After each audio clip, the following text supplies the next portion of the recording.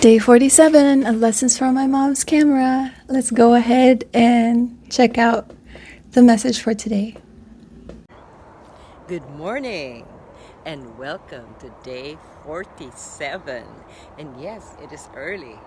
The sun just rose, I think about 20 minutes ago. It's just a little bit light. The moon is still up there. Wow, beautiful. I should really work harder on getting up around this time or before the sun rises. And the reason why I'm up really early is I have a long drive today, early morning drive out Eugene, which is about an hour and a half north. As I was having my caught yesterday and talking about stars, I had a quote ready for today, but then as I was thinking about stars, it just had to be that today's food for thought had something to do with stars. And this quote is oftentimes incorrectly attributed to Dale Carnegie, who's awesome. Dale Carnegie, the author of How to Win Friends and Influence People. However, it was not Dale Carnegie who originally wrote this. It was Frederick Langbridge. And hear this. Two men look out the prison bars. One sees mud, the other sees stars. Gosh, that's one of the most beautiful food for thought, or at least the way it's worded and also the thought behind it. Let me say that again. Two men look out the prison bars. One sees the mud and the other sees the stars. Fabulous. I think that's one of the best ways to illustrate what an optimistic attitude is like. You're not changing the reality of your current circumstances. You know you're inside a prison, but it's what you see when you look out from where you are, or what takeaway you have, what insight. Sorry for that. I hope it didn't stop the recording. So, how do you look at the situation? You may be in a really bad situation, like in the case illustrated inside a prison. But what are you doing while you're there? Are you just wallowing in your sense of either, oh, this is wrong, this is so unfair, this is so bad, this is so miserable? Or are you looking ahead and thinking, what am I gaining out of this?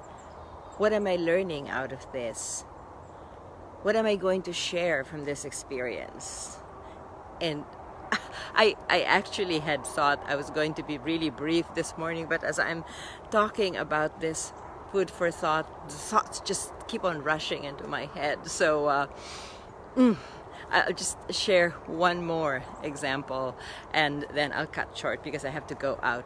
But I recall, my life has not been easy. There have been so many things in my life that I will not bore you with the personal, private details, but I have been through a lot of nasty things in my life.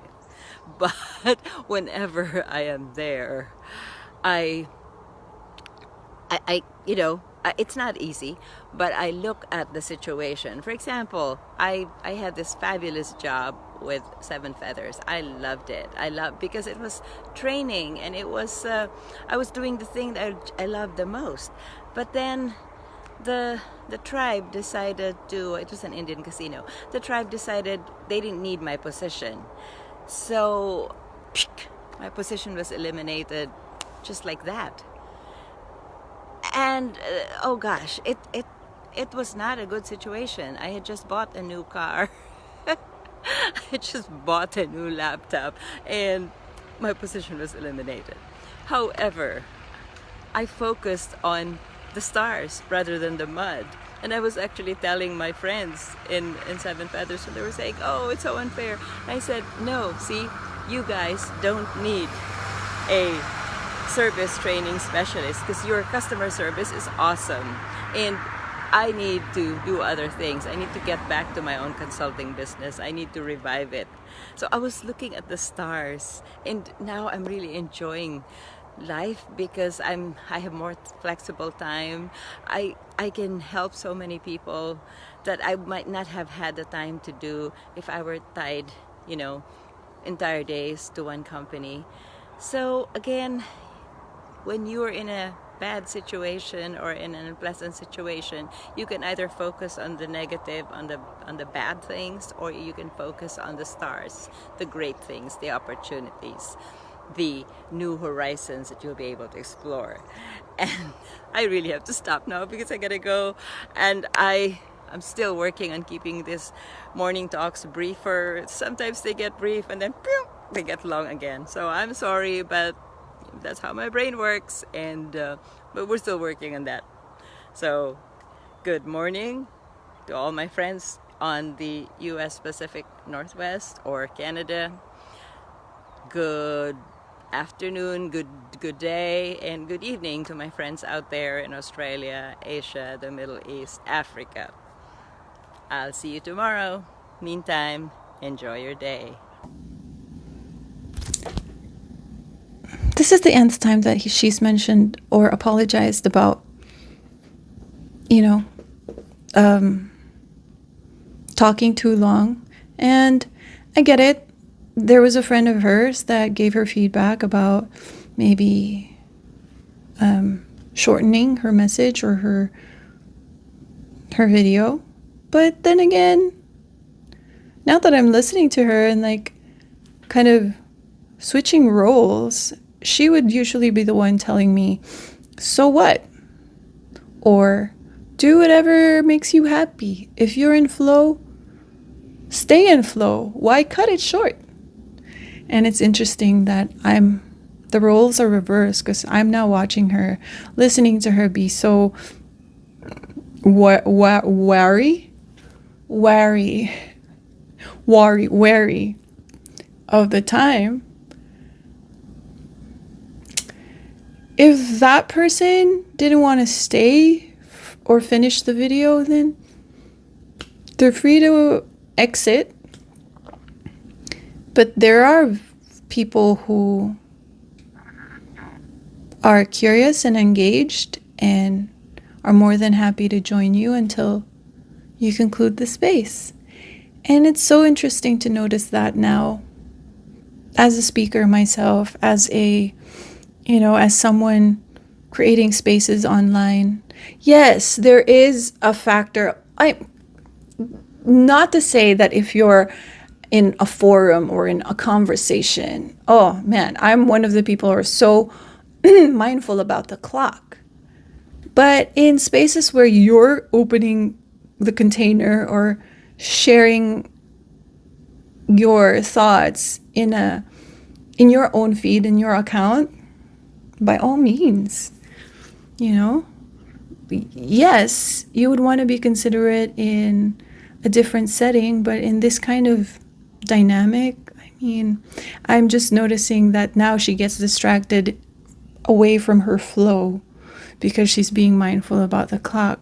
But then she also said that she's brimming with thoughts that she would like to share, and I noticed the resistance, in her body and like in her flow when she's being mindful about something that maybe was called to her attention unnecessarily. I don't know.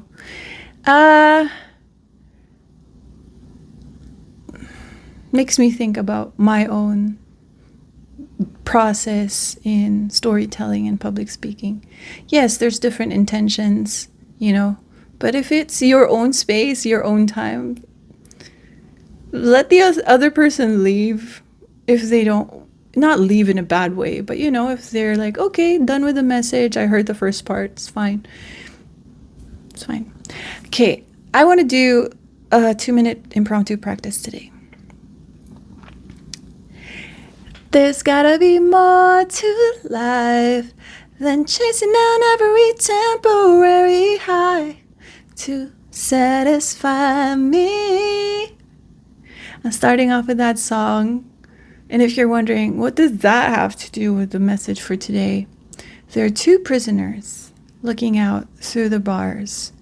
One notices mud the other notices the stars. For me, I've been so aware of this nagging sensation in the back of my mind, constantly asking me, is this it? Is this it? There's gotta be more. And judging that feeling, judging that restlessness and yearning for aliveness. And what I take away from this message is the choice to use it as power, agency. The mud could equally be actually fertile ground for planting a seed. And the stars a reminder of freedom and the infinite abyss. For me, the constant questioning of, is this it? There's gotta be more, could be perceived as a strength. And the power in that is me choosing to stay there and use it as leverage in my life instead of a weakness or just this nagging sensation. Because hey, guess what? I am living such a full, vibrant, adventurous life because of it. So if anything, thank you to that sentiment.